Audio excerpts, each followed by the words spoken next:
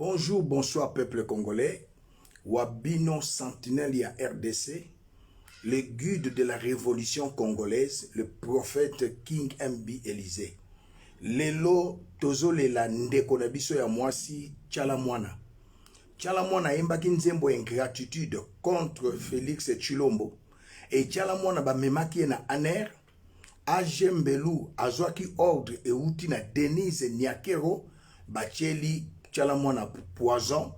Azalaki na poison na nzoto oyo utake pa Denise Nyakero la rwandaise tuti oyo azoboma ba congolais oyo azongisa Gisèle Mpela congolaise na mboka na ye abengani ye mais elle est rwandaise yango na yeko bana Congo mutako sabinote.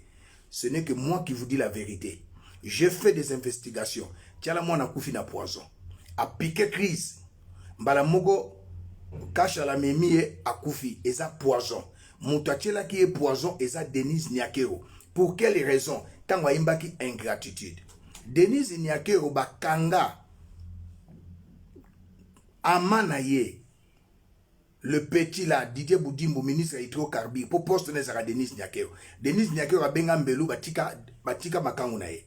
Et de tout bena lulua. Nous de Kananga, je suis Moujela Kasanga.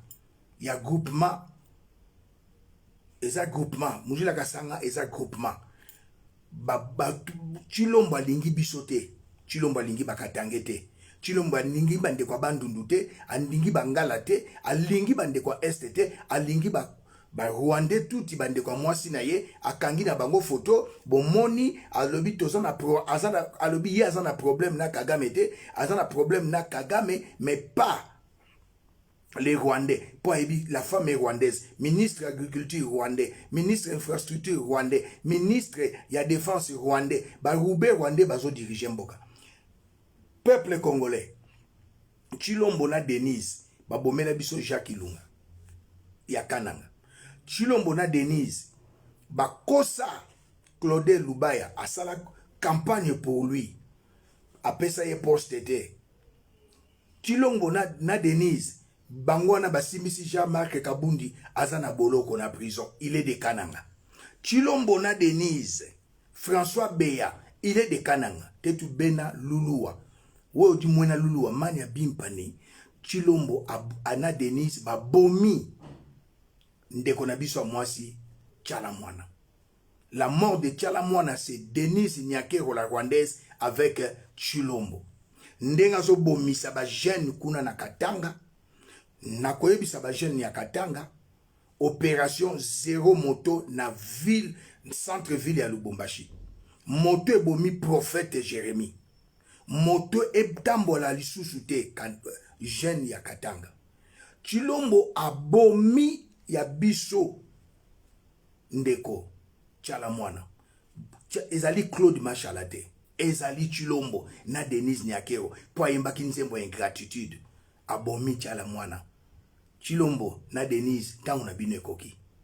Tangu zifoini diba dia kukumbana. Sayi inenea tangu ekoki. Jeunesse congolaise ya kobenga na Tshilombo. Obomi Jacques Ilunga, il est de Kananga. Okangi Jean-Marc Kabundi, il est de Kananga. Okangi François Beya, il est de Kananga. Obomi Jacques Ilunga, il est de Kananga. Claude Lubayo, le bine ministre, Okusibisi et touche, il est de Kananga. Tangunekoki. Denise, c'est que l'homme aura semé, il est moissonnera. Debout Congolais, sauvons le Congo. Motako Sabinote, Mouta Bomi, Tchala Mwana, Ezali Denise Nyakero, Poyembela ki makangu na ye. Ingratitude. Denise Nyakero babala ye officiellement, qu'on ne vous trompe pas. Il n'y a aucune vidéo, balati voile. Aucune vidéo, il y a mariage coutumier, ezate.